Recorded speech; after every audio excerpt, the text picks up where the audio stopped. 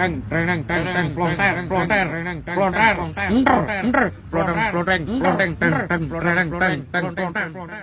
coy, balik lagi dengerin bacotan merdu dari anime. Kali ini kita bakal bahas anime yang gak baru-baru amat, tapi banyak dari kalian yang minta, yaitu Mushoku Tensei. Season 2-nya juga baru keluar kalau nggak salah. Anime ini nyeritain petualangan seorang bocah di isekai. Sebenarnya seru sih, tapi kadang bikin gak fokus gara-gara adegan yang wow.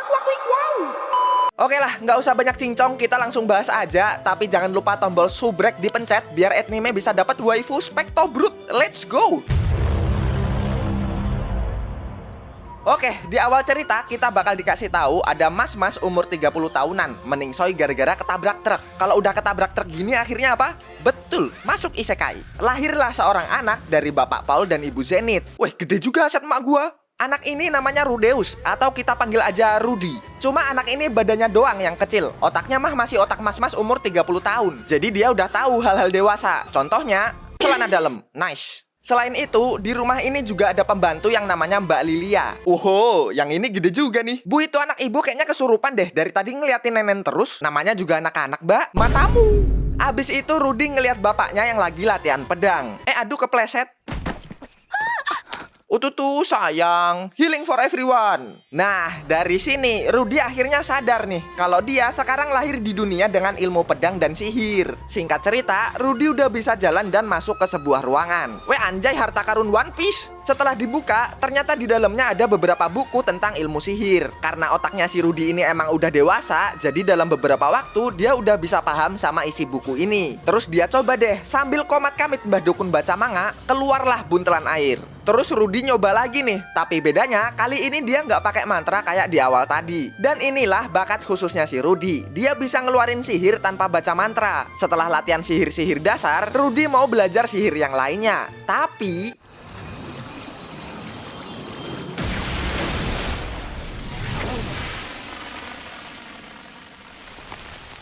setelah ledakan besar ini, bapak, ibu, sama pembantunya datang dong. Setelah ibunya tahu kalau si Rudy ini bocah jenius yang bisa sihir, dia mau nyewa guru buat Rudy. Tapi bapaknya nggak setuju, soalnya dia pengen Rudy ini jadi pendekar pedang. Cekcoklah suami istri ini. Ya udah, latihan sihir sama pedang aja. Repot lu pada. Oh iya betul juga sayang, jangan berantem ah. Keluarga apa ini bejir? Besok harinya datanglah seorang guru sihir, mbak-mbak gemas rambut janda yang namanya Mbak Roxy. Terus diajarin deh si Rudy sambil komat kamit Mbah Dukun baca manga. Jeger. Mbak, itu pohon mak gua ntar digebukin lu. Oh ya maaf, healing for everyone. Sekarang waktunya Rudy nih buat praktekin sihirnya. Tapi belum selesai mantranya dibaca. Wait. Dari kejadian barusan Mbak Roxy jadi tahu kalau Rudy ini bisa ngeluarin sihir tanpa mantra dan nganggep anak ini punya potensi. Sekarang kita bakal diliatin sama masa lalunya Rudy sebelum dia lahir ke isekai, dimana dia ini meningsoi gara-gara nyelamatin 3 anak muda yang hampir ketabrak truk. Malah dia sendiri yang ketubruk. Balik lagi ke Rudy di masa sekarang, abis bikin patung dari sihirnya, dia ngedenger emak sama bapaknya lagi bikin adik baru. Niatnya sih mau iseng gangguin kegiatan segidi papap ini, tapi yang dia lihat malah Mbak Roxy lagi wasak next.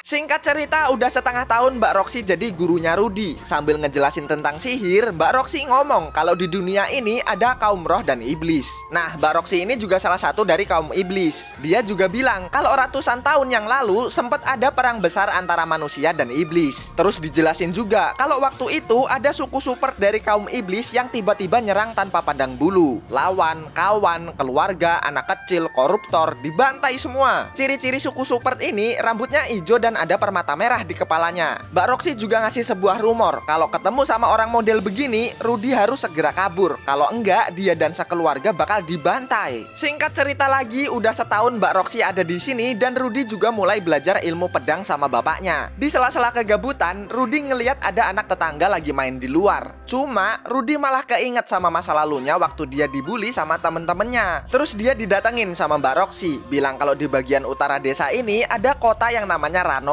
Di sana ada akademi sihir dan nyuruh Rudy buat belajar di sana setelah berguru sama Mbak Roxy. Tapi ya Rudy ini kayak susah banget move on sama masa lalunya yang kelam di sekolah. Lanjut lagi ke 1,5 tahun Mbak Roxy jadi gurunya Rudy. Di sini mereka mau ngerayain ulang tahun Rudy yang ke-5. Jadi di dunia ini ngerayain ultahnya tiap 5 tahun coy. Setelah orang orang-orang ngasih kado, Mbak Roxy bilang kalau besok dia bakal ngadain ujian kelulusan sekaligus ilmu terakhir yang bakal dia ajarin ke Rudy. Besoknya, waktu mau keluar buat ujian kelulusan, Rudy ini takut banget buat keluar rumah. Soalnya setiap ngelihat dunia luar, ingatan buruk Rudy selalu muncul. Dengan sedikit paksaan dari Mbak Roxy, Rudy akhirnya mau keluar. Awalnya emang masih takut. Cuma karena Mbak Roxy udah banyak ngebantu selama di desa ini, orang-orang di sana juga ramah banget sama Mbak Roxy dan Rudy. Beda banget lah sama orang-orang yang dulu ngebully Rudy di sekolah. Dan berkat Mbak Roxy, Rudy sekarang udah nggak takut lagi sama dunia luar. Setelah sampai di tempat ujian, Mbak Roxy nunjukin sihir buat ujian terakhirnya ini.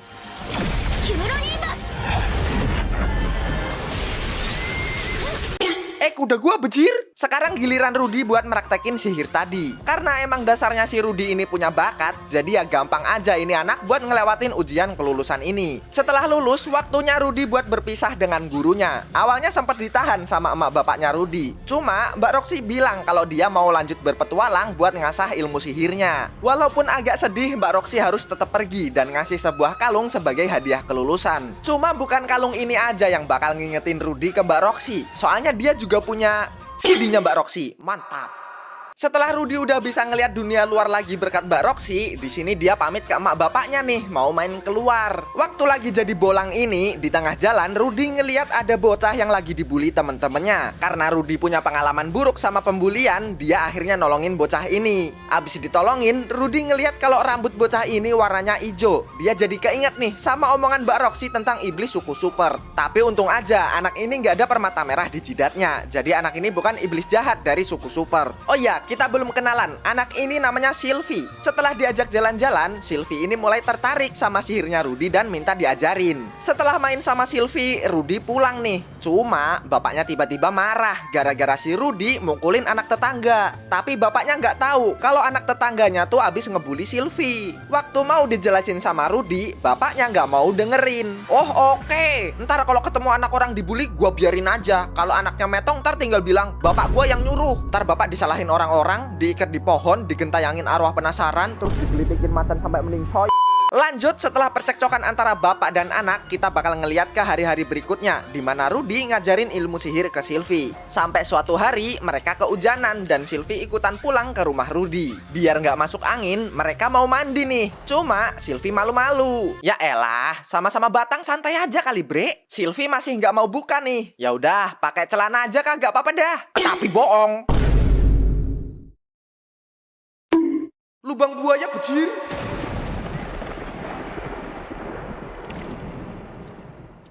Sylvie yang tadinya dikira batang sama Rudy, ternyata aslinya seorang gadis coy. Walaupun Rudy ini otaknya rada cabul, cuma dia tetap ngerasa bersalah. Dia nggak tahu kalau Sylvie ini cewek gara-gara rambutnya pendek. Setelah dikasih wejangan sama bapaknya yang sama-sama buaya ini, Rudy akhirnya berani buat minta maaf ke Sylvie. Cuma Sylvie kayaknya masih kaget gara-gara lubang buayanya kelihatan. Jadi dia masih nangis sengguk-sengguk ke emaknya Rudy. Besok harinya, waktu Rudy latihan pedang, dia jadi kagak semangat nih. Bapaknya juga sadar sama hal ini. Terus dia bilang, mau bapak kasih jurus buaya darat? Siap lur. Ya pokoknya di sini Rudy dikasih wejangan cara menaklukkan hati wanita lah sama bapaknya. Dan kebetulan Sylvie datang, langsung praktek deh dan gak pakai lama mereka berdua baikan lagi. Lanjut, beberapa waktu setelahnya mereka dapat kabar bahagia kalau sekarang ibunya Rudy hamil lagi dan Rudy bakal punya dedek baru. Tapi berita bahagia itu gak berlangsung lama karena Mbak Lilia bilang, saya juga hamil. Ya siapa lagi pelakunya kalau bukan bapaknya Rudy, si buaya berjalan ini. Gara-gara kejadian ini, kondisi keluarganya jadi nggak enak. Terus emaknya Rudy ngobrol sama Mbak Lilia. Mbak Lilia bilang, nanti setelah ngebantu ibunya Rudy lahiran, dia bakal pergi dan balik ke kampungnya. Tapi emaknya Rudy rada nggak setuju. Soalnya nggak mungkin dengan kondisi Mbak Lilia yang nanti juga punya dedek bayi buat ngelakuin perjalanan jauh. Nah, si Rudy punya ide cemerlang. Dia bilang ke emaknya nih, nggak apa-apa mak, Rudy ikhlas kok punya 2 dedek baru. Lagian kan bapak yang salah, asal genjot baik. Oh my god. Emaknya Rudy di sini setuju sama keputusannya. Selain itu, dia juga udah nganggep Mbak Lilia ini kayak keluarga dia sendiri. Di sisi lain, Rudy juga ngerasain hal yang sama. Dia nggak mau Mbak Lilia pergi dari rumah ini. Selain itu, Mbak Lilia juga udah ngebantu buat ngerahasiain tentang benda pusakanya Mbak Roxy. Abis ini gue potong lu punya rudal. Keesokan harinya, Rudy kena gebuk sama bapaknya nih gara-gara cepuin kejadian segidi papap sama Mbak Lilia. Latihan ini dilihat nih sama Mbak Lilia, dan kita juga tahu kalau sebenarnya Mbak Lilia yang awalnya godain bapaknya Rudy gara-gara engas dengar suara segidi papap tiap malam. Karena dikasih makanan ya, masa nggak disikat sama bapaknya Rudy? Cuma Mbak Lilia juga berterima kasih karena gara-gara Rudy dia nggak diusir dari rumah ini dan bakal bikin anaknya nanti buat jadi pelayan setianya Rudy. Singkat cerita, keluarlah bayi-bayi gemoy ini. Namanya Noren dan Aisyah. Mungkin karena waktu udah berjalan jauh, keluarga ini ngejalanin hidup kayak biasanya dan udah ngelupain masalah rumah tangga yang rumit. Terus waktu Rudy lagi latihan pedang, bapaknya tanya, Rudy mau masuk sekolah apa enggak? Tapi bapaknya sendiri juga yang bilang kalau sekolah tuh kagak penting, mending gak usah sekolah. Ya gak usah lu tawarin dari tadi anjing. Tapi Rudy sendiri malah kepikiran. Soalnya dengan sekolah dia bisa ngembangin ilmu sihirnya lebih jauh lagi. Apalagi dia juga dapat surat dari Mbak Roxy ngabarin kalau dia sekarang jadi guru sihir buat Pangeran Cabul di kerajaan Siron yang suka woi modar sia.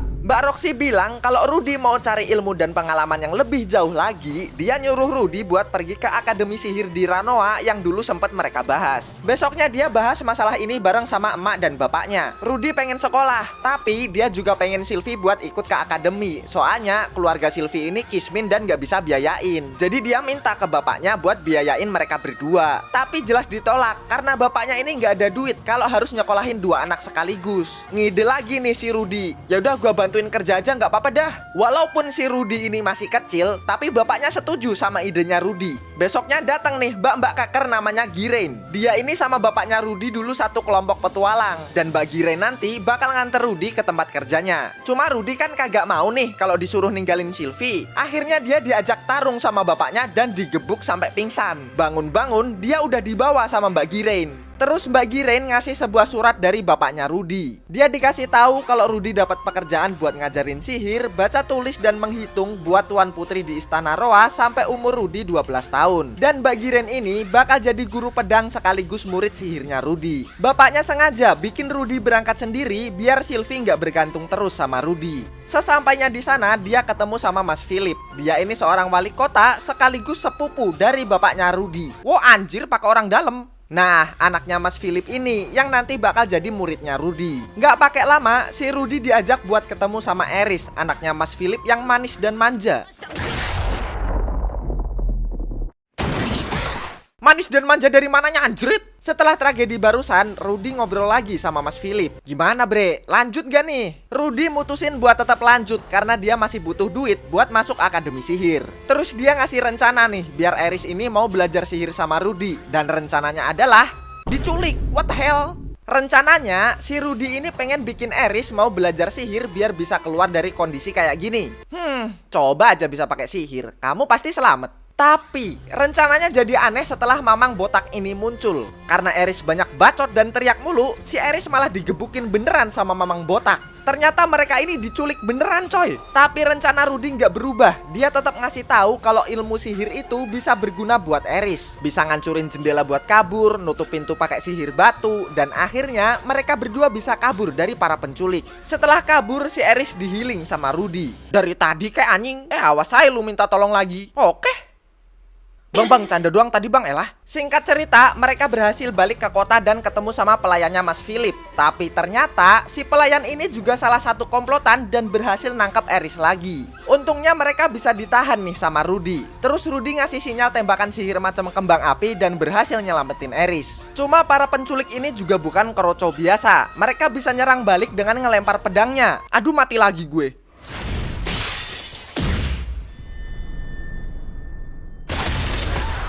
Untung aja Mbak Giren si betina keker datang tepat waktu dan berhasil nangkep si pelayan bejat ini. Tapi walaupun Rudy berhasil nyelamatin Eris, dia ngerasa misinya gagal dan bikin Eris nggak tertarik sama ilmu sihir. Tapi di luar dugaan, waktu Rudy mau balik pulang, walaupun rada sundere, si Eris bilang kalau dia mau belajar sihir dan mau Rudy jadi gurunya. Setelah kejadian ini, Rudy ngobrol-ngobrol lagi sama Mas Philip. Selain itu, dia juga dikenalin sama istrinya yang namanya Hilda. Wow, gede juga. Woi, bisa nggak semenit aja nggak cabul? Tapi kayaknya istrinya Mas Philip ini rada nggak suka sama Rudy. Selain itu, kita juga dikenalin sama Sauros, bapaknya Mas Philip sekaligus kakeknya Eris. Terus kakek ini manggil Rudy dan minta tolong buat ngajarin ilmu sihir ke Eris. Kata kakeknya ini, Eris suka sama sihir kembang api yang sempat dipakai sama Rudy. Tapi Rudy kagak mau nih kalau bukan Eris sendiri yang minta. Dipanggillah si Eris sama kakeknya dan nyuruh anak ini buat ngomong sendiri ke Rudy biar diajarin ilmu sihir. Awalnya ya gengsi lah. Cuma kalau udah kakeknya yang nyuruh, harus gini banget, Riz. Singkat cerita mulai diajarin nih si Eris sama ilmu sihir. Selain itu, Rudy juga belajar ilmu pedang sama Mbak Giren. Bro, lihat nih, gue bisa sihir apa? Jangan bakar rumah lu sendiri, bejir. Cuma si Eris ini semangatnya belajar sihir doang. Kalau disuruh belajar ngitung dan membaca, dia pasti kabur. Setelah dicari kemana-mana, Eris ketemu nih di gudang lagi turu. Hehehe, kesempatan nih.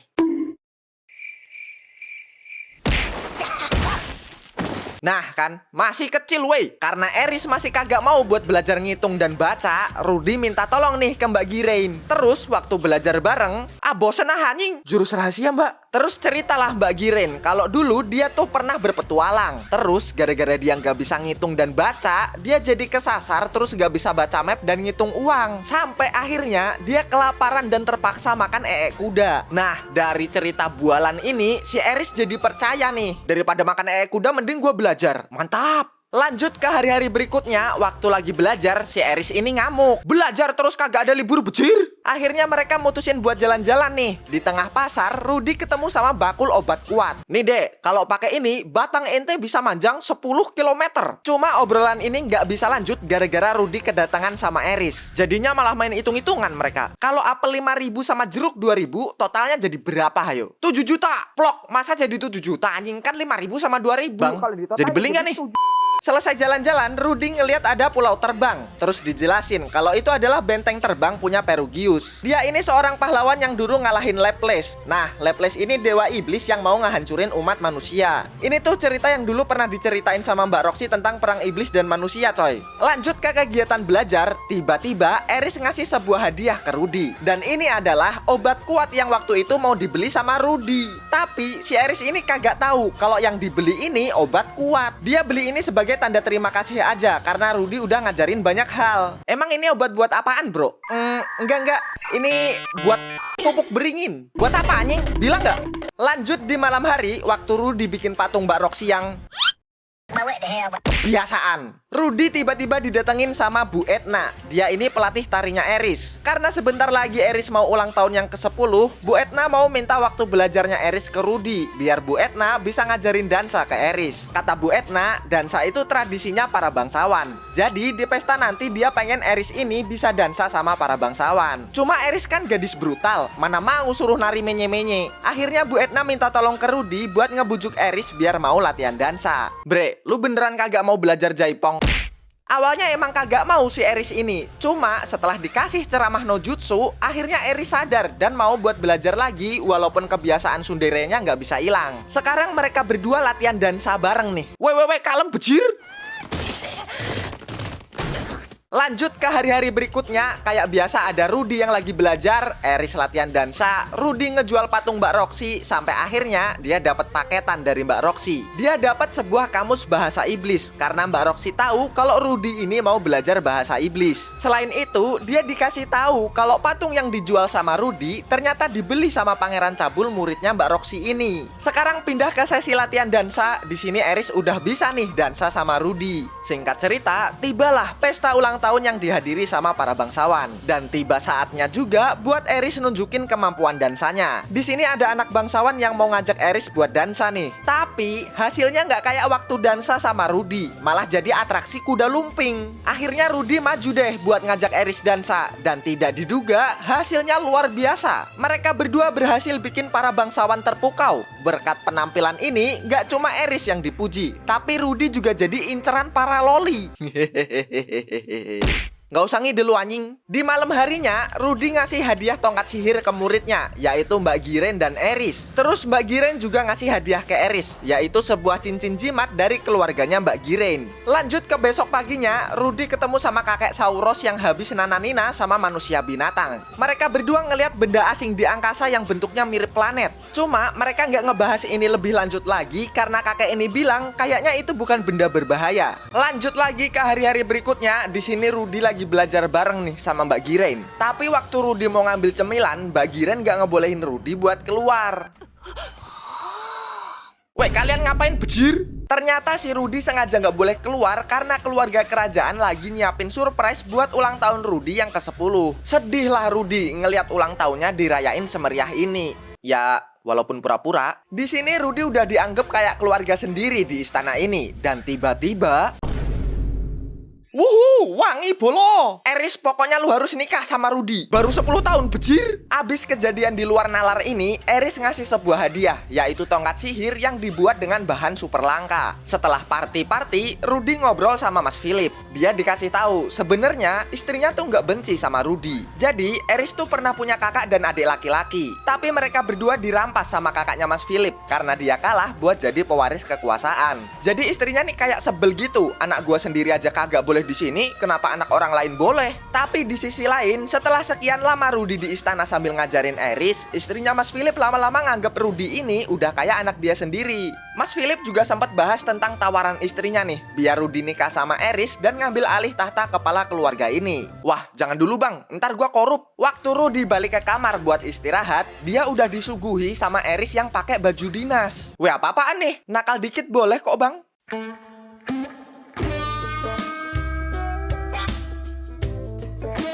Dibilang dikit aja bejir. Ntar tunggu Ruda lu disunat. Siap.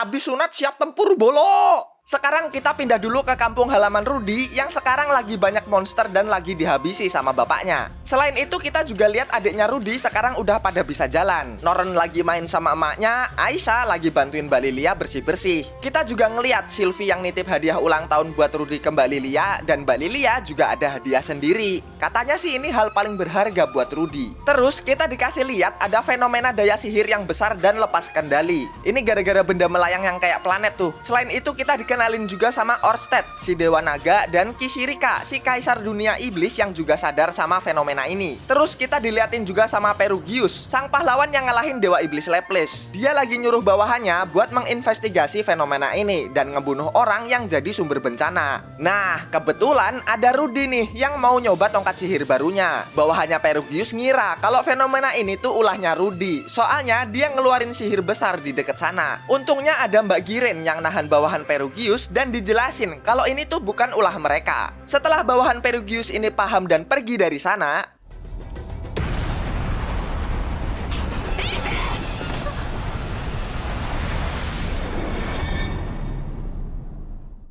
sekarang Rudy ada di dunia lain dalam wujud aslinya sebagai mas-mas buncit sebelum masuk ke isekai. Yah, kelar nih bro ceritanya. Terus Rudy ketemu sama dewa manusia. Dewa ini ngejelasin kalau Rudy itu belum mati. Dia cuma kelempar ke benua iblis gara-gara ledakan daya sihir. Dewa ini juga ngasih wangsit kalau di deket Rudy nanti ada seorang mas-mas dan nyuruh Rudy buat bergantung sama mas-mas itu. Setelah bangun, ternyata mas-mas yang dimaksud adalah seseorang dari suku Supert yang terkenal beringas. Dewa sesat, bejir. Cuma Rudy ini kan pernah belajar bahasa iblis. Setelah mereka ngobrol-ngobrol, ternyata suku Supert ini nggak kayak rumor yang diceritain selama ini. Mereka emang ganas dan brutal kalau tarung, tapi aslinya mereka tuh baik. Oh ya, mas-mas ini namanya Ruiger. Dia bilang kalau Rudy dan Eris tiba-tiba jatuh dari langit. Cuma Mbak Giren nggak tahu ada di mana. Mas Ruiger bahkan mau nganterin mereka berdua buat balik ke kampung halamannya dengan selamat. Terus Eris bangun nih karena dia belum tahu apa-apa. Eris takut ngelihat suku Supert karena rumor yang beredar. Tapi nggak berlangsung lama. Setelah dijelasin sama Rudy, malah jadi sohib anjing. Besok harinya mereka berdua dibawa sama Mas Ruiger ke sebuah desa dari suku Migur. Awalnya mereka nggak dibolehin masuk sama mas-mas ini, namanya Rowin. Soalnya dua anak ini kelihatan mencurigakan. Cuma Mas Ruiger maksa nyuruh Mas Rowin buat manggil kepala desa.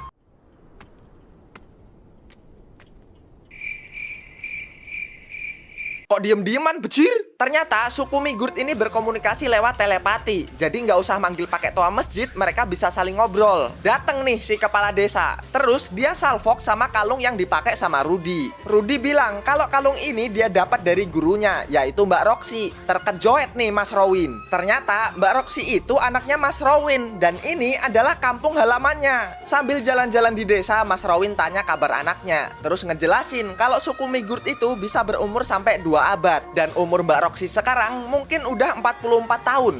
Udah tante-tante bejir. Di malam harinya, Mas Ruijert ngobrol sama Pak Kepala Desa. Bilang kalau dia ini mau bawa Rudy dan Eris pulang ke kampung halamannya. Cuma Pak Kepala Desa bilang, Mas Ruijert ini kan kagak bisa masuk ke dalam kota gara-gara rumor yang beredar. Kalau suku Supert itu dikenal sebagai iblis super jahat yang ngebantai tanpa pandang bulu. Cuma Mas Ruijert tetap ngeyel demi tujuan yang pengen dia capai. Emang apa tujuannya bang? Jadi, Mas Ruijert ini pengen membersihkan nama suku Supert yang terkenal jahat. Diceritain deh sejarah sebenarnya. Dulu suku Supert ini bawahan dari Laples si dewa iblis. Nah, suku ini dikasih tombak sama Laples. Cuma tombaknya ini berisi kutukan yang bikin suku Supert jadi beringas dan ngebunuh siapapun yang ada di depannya. Bahkan Mas Ruijert sendiri udah ngebunuh orang tua, istri dan juga anaknya. Terus Mas Ruijert dapat tombak ini dari jiwa anaknya biar Mas Ruijert bisa lepas dari kutukan tombaknya Laples. Karena kejadian ini, Mas Ruijert memutuskan buat jadi pejuang demi membersihkan nama suku Supert. Setelah ngedenger cerita ini, Rudy sendiri juga bersedia buat ngebantu Mas Ruijert biar tujuannya bisa tercapai. Besok harinya, Mas Ruijert berangkat buat nganter Rudy dan Eris balik ke kampung halaman. Sebelum pergi, bapaknya Mbak Roxy ngasih sebuah pedang buat Eris. Setelah ngelakuin perjalanan, mereka sampai di kota Rikarisu. Weh, bentar jangan masuk dulu setan. Karena Mas Ruijert ini dari suku Supert dan gak bakal dibolehin masuk,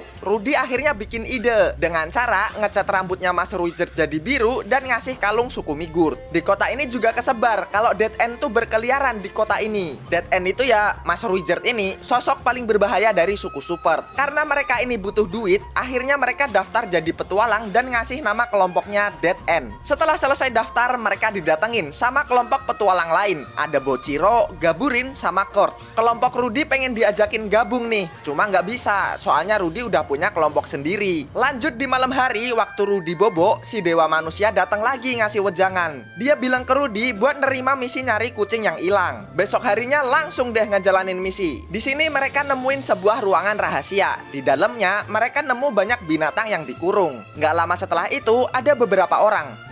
Bukan, hewan. Apa sih? Pokoknya mereka yang punya penjara hewan inilah. Terus mereka bertiga ditangkap sama kelompoknya Rudy. Waktu mau diinterogasi, si belalang sembah ini malah nendang Rudy dan akhirnya...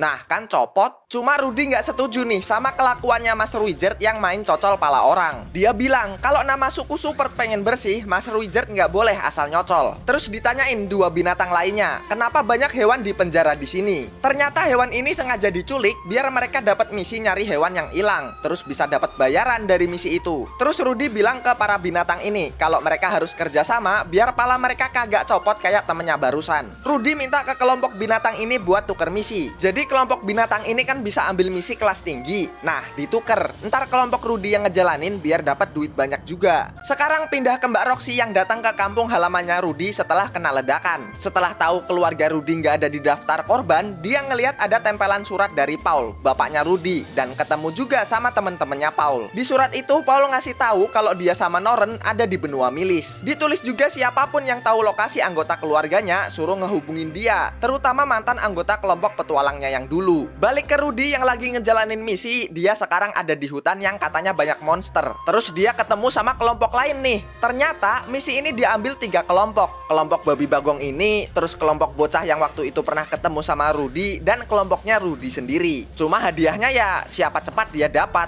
Akhirnya pencar tuh mereka. Tapi Mas Ruijert khawatir sama kelompok yang isinya para bocah tadi. Dan bener aja, setelah diikutin, kelompok ini dikepung sama monster di hutan. Waktu kelompok ini mau diselamatin sama Mas Ruijert, ntar dulu bang, tunggu mereka.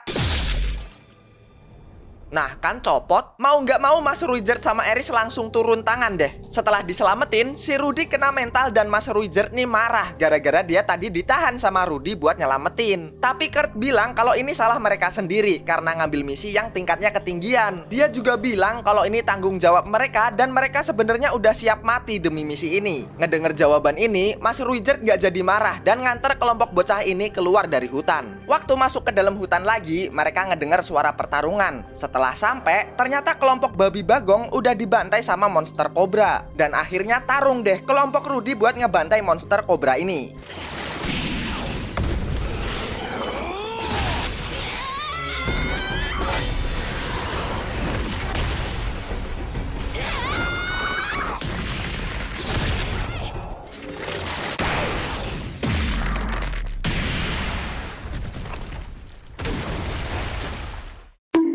Udah mati lu bro. Setelah setoran misi, kelompok Rudy mau balik nih. Terus dia ketemu sama kuda so asik. Dan ternyata si kuda ini tahu rencana Rudy buat tuker misi sama kelompok binatang ini. Dia bilang kalau masalah ini dilaporin, bisa aja Rudy bakal di blacklist dan gak bisa jadi petualang lagi. Yang otomatis Rudy gak bisa cari duit. Si kuda jelas minta sogokan lah biar masalah ini gak dibocorin. Tadinya Rudy sendiri yang pengen turun tangan buat ngehabisi si kuda bangke ini. Tapi ternyata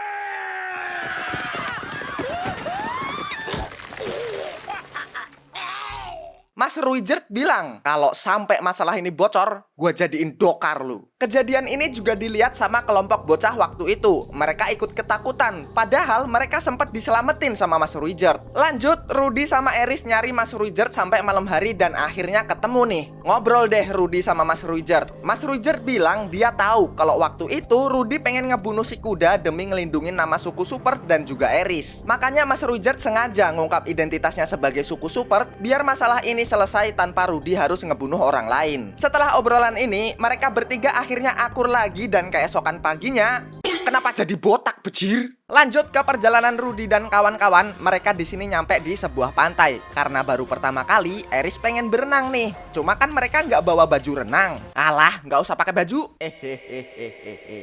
Jangan renang dek, banyak monster. Ah nggak asik lu bang. Sekarang mereka bertiga ngadain rapat. Soalnya mereka mau nyebrang ke kota lain pakai kapal. Cuma biayanya mahal banget. Dan mereka lagi mikir gimana caranya biar bisa dapat uang buat nyebrang. Malam harinya waktu tidur, Rudy ketemu sama si dewa manusia lagi. Si dewa bilang kalau Rudy disuruh beli makanan di pedagang kaki lima deket gang. Besok harinya, waktu Eris lagi latihan, Mas Ruijert sadar ada Mbak Roxy ngeliat mereka latihan. Cuma Mbak Roxy di sini malah langsung sembunyi dan lari. Nah, waktu lari, Mbak Roxy sebenarnya nggak sengaja ngelewatin Rudy. Woi, depanmu itu mbak. Oke, balik ke Rudy. Dia udah beli makanan nih. Terus dia ketemu sama bocah yang kelaparan. Dikasih itu makanannya. Dan ternyata anak ini adalah Kisirika, si kaisar dunia iblis. Karena udah diselamatin, Kisirika ngasih satu permintaan yang bakal dikabulin ke Rudy. Minta jadi kaya. Gak ada duit, punya banyak cewek, kagak usah ngide. Ah ya udah, serah lu dah.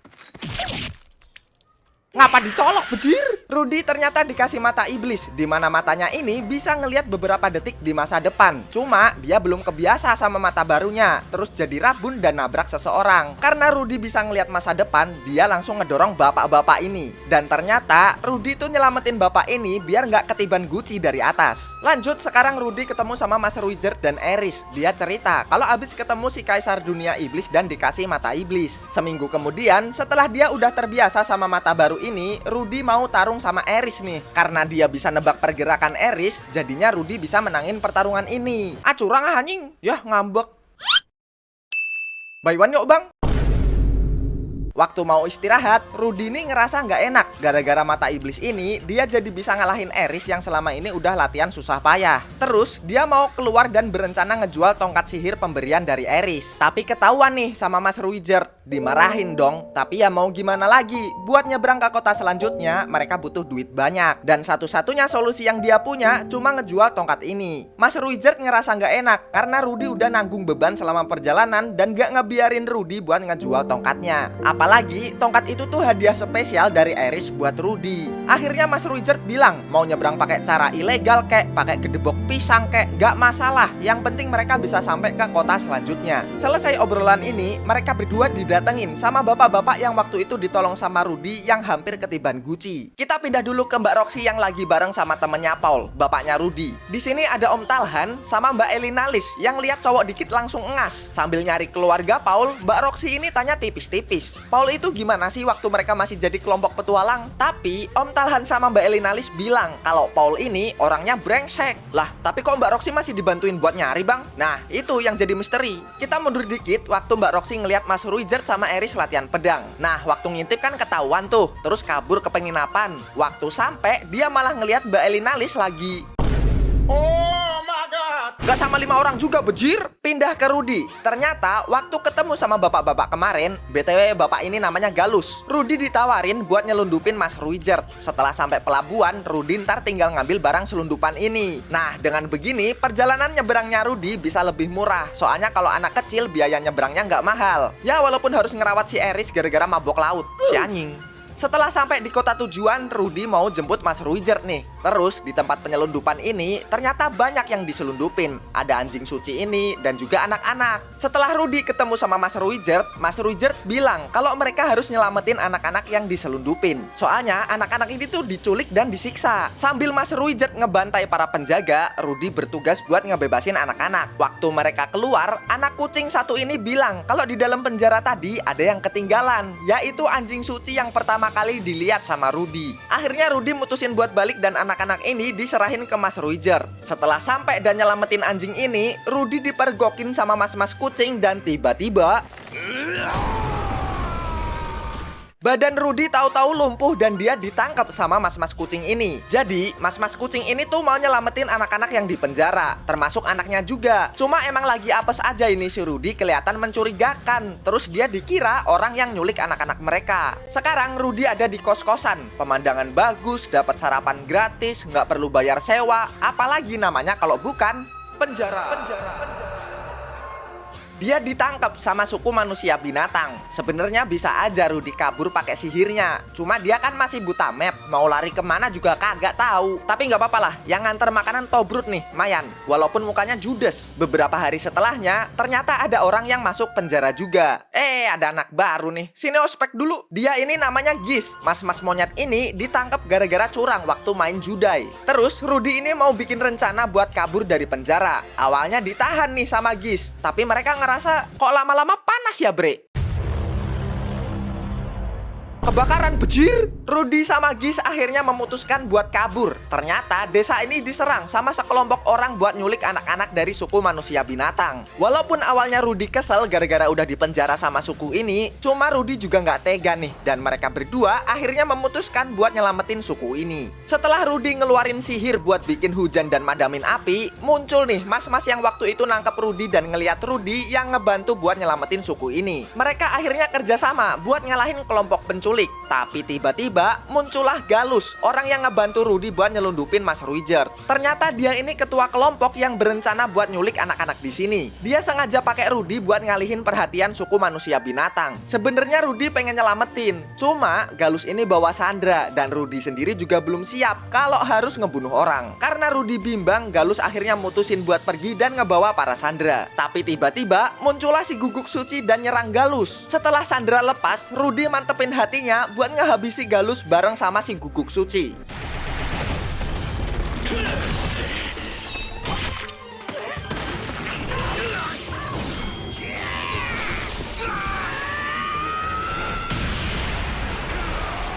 Kelar Galus dihabisi, Rudy langsung tepar nih. Bangun-bangun, dia ngelihat Eris dan Mas Ruijert juga ada di sana. Terus cerita-cerita lah kalau Mas Ruijert juga ngalami hal yang sama kayak Rudy. Cuma bedanya, Mas Ruijert bisa ngelawan dan nyelesain kesalahpahaman ini. Terus Eris bertugas buat jaga anak-anak sampai akhirnya mereka bisa sampai ke desa suku manusia binatang. Pindah ke Pak Sauros, kakeknya Eris. Dia dihukum nih gara-gara nggak bisa ngatasi bencana ledakan daya sihir di wilayah Vitoa dan akhirnya dicocol palanya. Lah kan namanya juga bencana, bejir. Balik lagi ke Rudy dan kawan-kawan, waktu Eris lagi main sama Tona dan...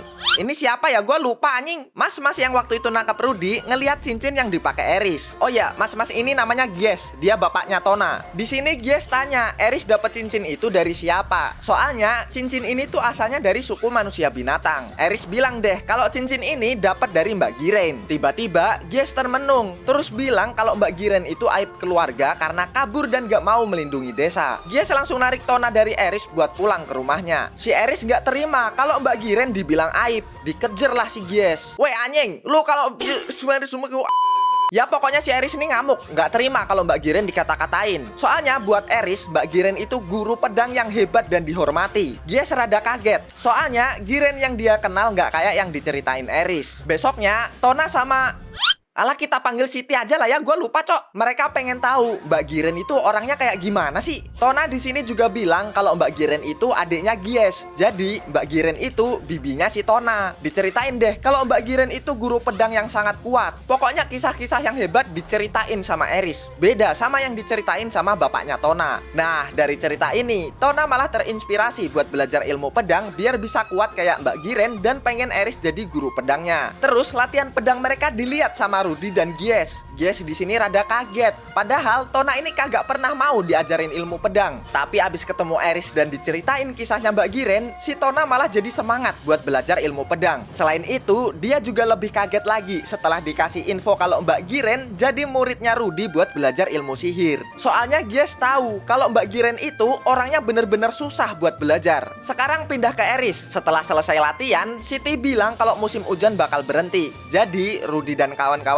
bisa ngelanjutin perjalanan besok hari. Tapi tiba-tiba Siti manggil Rudy, bilang kalau Tona dan Eris lagi berantem. Ternyata Tona marah, soalnya Eris bakal pergi ninggalin desa. Di malam harinya, Gies datengin anaknya yang masih ngambek. Dia cerita kalau dulu tuh Mbak Giren orangnya brutal dan bikin rusuh. Sampai akhirnya dia dibawa pergi sama seorang ahli pedang. Awalnya Gies lega karena nggak ada Mbak Giren yang bikin rusuh. Tapi pada akhirnya dia menyesal dan sekarang dia nggak punya kesempatan lagi buat ketemu sama Mbak Giren. Gies gak mau nih anaknya ngerasain penyesalan yang sama. Gara-gara ceramah no jutsu ini, Tona datengin kamar Eris buat minta maaf. Dan akhirnya mereka baikan lagi deh. Besoknya Rudy dan kawan-kawan pamitan buat ngelanjutin perjalanan. Tapi sebelum pergi, Gies minta ke Eris buat bayuan. Dia pengen lihat hasil ajaran dari Mbak Giren ke Eris.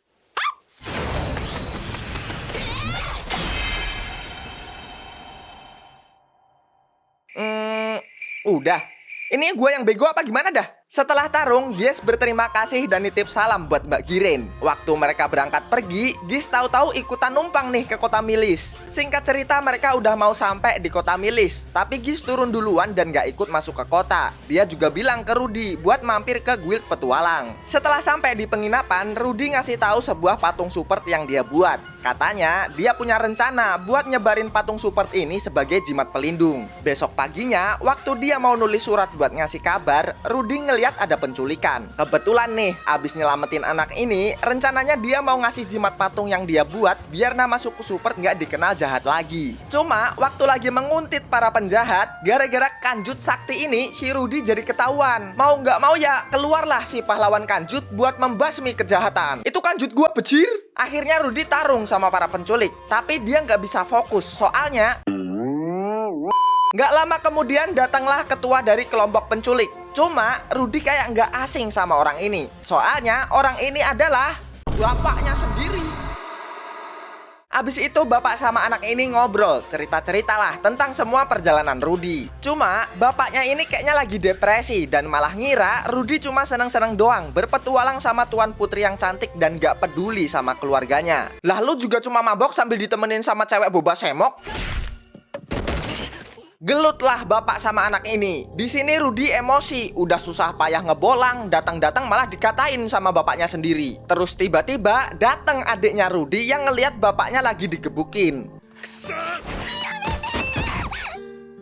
Rudy kena mental, dimarahin adiknya yang udah lama nggak ketemu dan diliatin orang-orang di sana. Waktu mau pergi, Rudy dikasih tahu kalau semua orang dan keluarganya kelempar gara-gara bencana daya sihir. Rudy sama sekali nggak tahu sama hal ini. Rudy ngiranya cuma dia sama Eris yang kelempar, dan dia juga nggak pernah ngelihat surat yang ditempel sama ayahnya. Sesampainya di penginapan, Rudy jadi galau. Dia ngerasa jadi anak yang nggak peduli sama keluarganya. Mas Ruijert sama Eris yang baru datang tanya, kenapa Rudy jadi galau gini. Setelah dengar alasannya, Eris emosi jiwa dan pengen ikut gebukin bapaknya Rudy karena udah bikin Rudy jadi begini. Tapi untung aja ditahan sama Mas Ruijert dan bilang buat bantu nenangin Rudy dulu. Terus kita diceritain dari sisi bapaknya Rudy yang kelempar sama anaknya. Setelah susah payah balik ke kampung, dia nggak nemuin keluarganya dan ninggalin surat di sana. Terus dia ngebentuk kelompok buat nyari orang-orang yang hilang. Jadi anak yang waktu itu tuh bukan diculik, dia tuh anak yang waktu itu sempat ngebully Sylvie. Dia diselamatin sama kelompok bapaknya Rudy karena anak ini dijadiin budak. Lanjut, sekarang bapaknya Rudy ketemu sama Gis. Ternyata mereka saling kenal coy. Karena muka bapaknya Rudy ini kusut kayak kaktus kering, disuruh curhat deh sama Gis. Setelah diceritain masalahnya, Gis di sini ngebelain Rudy. Walaupun Rudy emang berbakat, tetap mustahil buat seorang bocah kayak Rudy bertahan di benua iblis. Bisa aja dia dibunuh suku super, ketemu monster yang entah bikin Rudy mati kapan aja. Harusnya bapaknya nih bersyukur anaknya masih hidup tanpa kehilangan anggota tubuh. Besok harinya, waktu Rudy dan kawan-kawan lagi sarapan, datanglah bapaknya Rudy. Emosi jiwa lagi dong si Eris. Tapi lagi-lagi ditahan sama Mas Ruijert. Terus ngebiarin bapak dan anak ini ngobrol berdua. Mungkin setelah wejangan dari Gis kemarin, bapaknya ini sadar. Terus akhirnya minta maaf ke Rudy. Dan gak perlu waktu lama, bapak dan anak ini baikan lagi kayak biasanya. Abis itu mereka berdua balik ke penginapan, disusul sama Eris yang...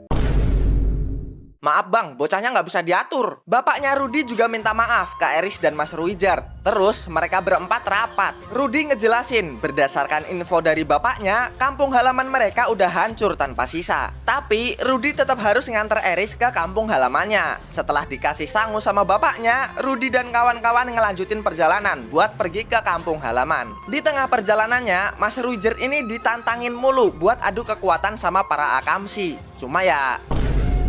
Setelah tarung, para akamsi dikasih patung jimat buat nyebarin nama baik suku super. Pindah ke Mbak Roxy, dia ketemu sama kuda so asik yang waktu itu malakin Rudy. Ternyata kuda ini dulu satu kelompok petualang sama Mbak Roxy. Cerita deh, kalau kuda ini udah tobat buat jadi tukang palak gara-gara ketemu sama Dead End alias Mas Ruijert. Gemeteran nih Mbak Roxy dengar nama Dead End, tapi seketika hilang setelah kuda ini ngebahas kampung halamannya. Nggak pulang kampung lu bre. Mbak Roxy ini kagak pulang-pulang karena dia punya pengalaman buruk sama desanya. Terus diceramahin deh, kalaupun Mbak Roxy ada masalah, paling enggak jangan bodo amat lah sama orang tuanya. Apalagi mereka tuh keluarga Mbak Roxy satu-satunya. Lah ini bener otaknya si kuda. Abis itu Mbak Roxy pulang kampung deh. Setelah sampai ke rumah, Mbak Roxy langsung disambut sama orang tuanya. Cuma Mbak Roxy obrolannya dingin banget. Dan orang tuanya juga rada kecewa karena Mbak Roxy bilang kalau dia cuma mampir dan bakal pergi lagi. Ibunya sedih, tapi juga seneng karena udah sekian lama dia nunggu anaknya pulang. Walaupun sebentar, paling nggak ibunya tahu anaknya ini baik-baik aja. Terus Mbak Roxy ngeliat barang-barang dia waktu kecil dan kita dibawa flashback di mana Mbak Roxy ini berbeda dari anak-anak yang lain. Jadi, suku Migurt ini kan bisa ngobrol pakai telepati. Nah, Mbak Roxy ini nggak bisa. Terus dia ngerasa kalau bakal nyusahin orang tuanya dan mutusin pergi dari rumah. Tapi, aslinya Mbak Roxy sendiri juga kangen sama orang tuanya dan nggak bisa nahan tangis terus meluk ibunya. Besok harinya Mbak Roxy bangun. Sambil sarapan mereka ngobrol nih. Bapaknya bilang kalau dulu muridnya Mbak Roxy pernah kesini bareng sama Eris dan Mas Ruijert dari suku super. Setelah tahu kalau Rudy berpetualang sama suku super, yah semaput. Abis itu Mbak Roxy pamit buat balik lagi sama Om Talhan dan Mbak Elinalis. Karena dia udah tahu kabar Rudy dari orang tuanya, Mbak Roxy mutusin buat nyari ibunya Rudy dan Mbak Lilia. Karena Mbak Roxy tahu kalau Rudy bakalan baik-baik aja. Lanjut ke Rudy yang sekarang lagi ketemu sama dewa manusia. Dia minta wangsit nih ke dewa ini biar tahu di mana lokasi keluarganya yang lain. Terus Rudy dikasih sebuah penglihatan deh sama si dewa tentang Aisyah dan Mbak Lilia. Si dewa bilang kalau nanti Rudy ketemu adeknya, dia jangan sampai ngasih tahu nama asli aslinya dulu. Selain itu, dia juga disuruh nulis surat buat kenalan dia yang ada di kerajaan Chiron. Singkat cerita, Rudy udah sampai nih di kerajaan Chiron. Terus dia nulis surat. Nah, kenalan yang dimaksud itu adalah Mbak Roxy. Soalnya dia kan sempat jadi guru buat Pangeran Cabul tuh di kerajaan ini. Abis ngirim surat, Rudy diikutin nih sama seorang bocah. Rudy juga nyadar, terus bikin tembok biar nggak diikutin lagi. Tapi di balik tembok itu, tahu-tahu dia dengar ada bocah teriak minta tolong. Dan ternyata bocah itu adalah Aisyah, adiknya si Rudy. Aisyah minta tolong soalnya suratnya dia ini direbut sama para penjaga. Akhirnya Rudy nolongin adiknya deh buat kabur dari para penjaga. Abis diselamatin, Aisyah ini masih belum tahu kalau Rudy itu kakaknya. Ditanya deh namanya.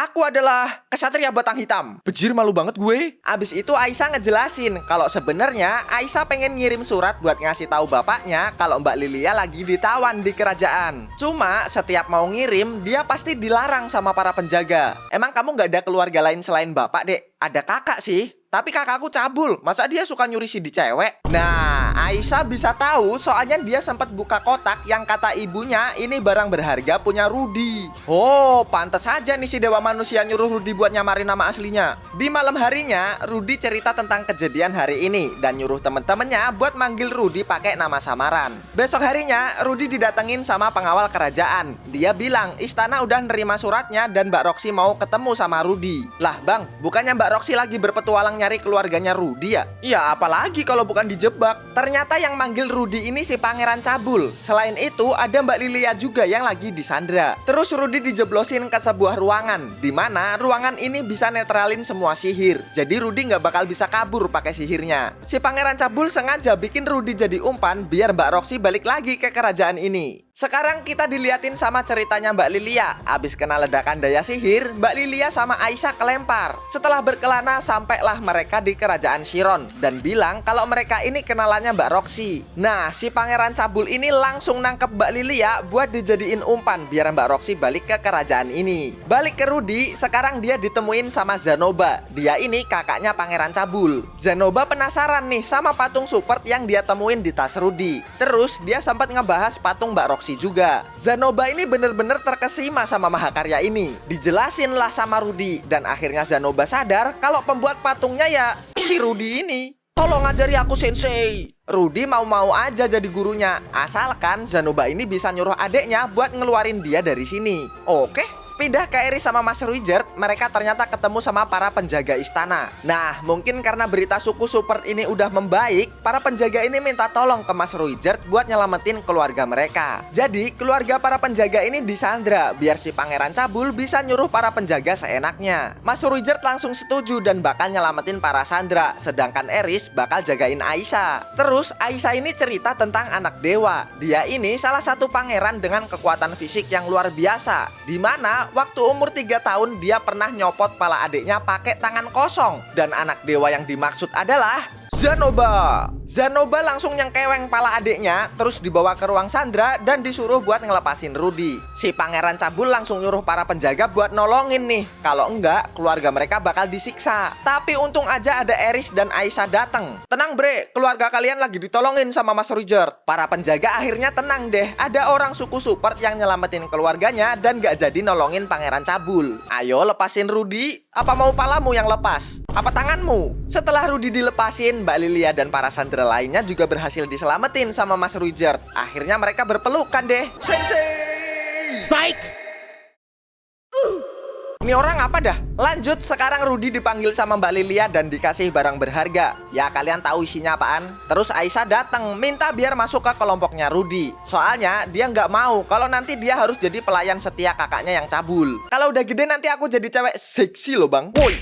Aisyah tetap nggak dibolehin ikut dan dikasih pelindung kepala mirip punya Naruto. Waktu Mbak Lilia dan Aisyah berangkat ke tempat bapaknya, bocah ini pamitan sambil manggil Rudy dengan sebutan kakak. Nah kan, ngapain dari kemarin pura-pura? Akhirnya ketahuan. Lanjut ke perjalanan Rudy menuju kampung halaman. Mas Ruijert dan Eris lagi latihan nih. Terus Mas Ruijert sekarang udah nganggap Eris sebagai seorang pejuang. Eris nyuruh Rudy buat nyubit nih, takutnya dia lagi mimpi. Bukan cutek, bejir. Besok harinya mereka lanjut jalan lagi. Tapi di tengah perjalanan, Eris sama Mas Ruijert langsung kaku. Mereka ketakutan. Ternyata mereka ketemu sama Orsted. Tadinya sih cuma lewat doang, tapi Rudy ini ngide banget manggil si Orsted. Kayaknya ya, Orsted ini bisa tahu semua nama orang. Soalnya dia langsung tahu namanya Mas Ruijert dan juga Eris. Selain itu, dia bahkan tahu kalau Paul, bapaknya Rudy, punya 2 anak cewek. Nah, kalau Rudy ini, Orsted gak tahu sama sekali. Dia bahkan gak tahu kalau Rudy ini anaknya Paul. Setelah Rudy ngasih tahu namanya, Orsted tanya ke Rudy tentang Dewa Manusia. Waktu Rudy ngejawab,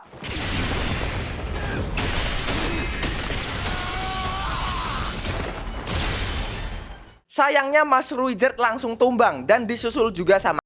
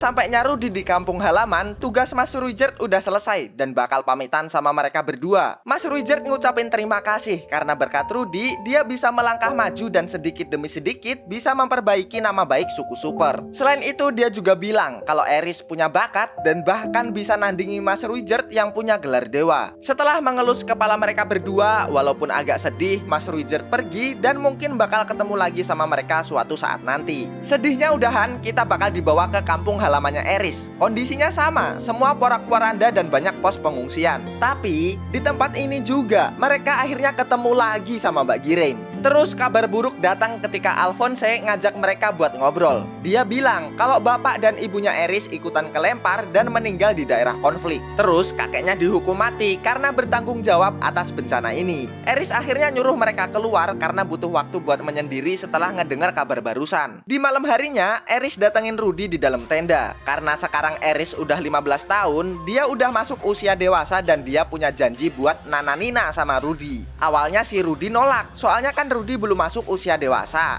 Cuma kalau udah disuguhi begini masa nggak dinikmati bre. Akhirnya terjadi percocolan deh malam itu di dalam tenda. Mantap. Besok paginya dengan riang gembira Rudy keluar dari tenda. Ya jomblo kentang kayak gua dong. Tapi kesenangan ini nggak berlangsung lama. Eris udah nggak ada di tenda dan Rudy nemuin sebuah surat, di mana surat itu ditulis kalau Eris udah pergi berkelana sama Mbak Giren. Di ghosting bejir.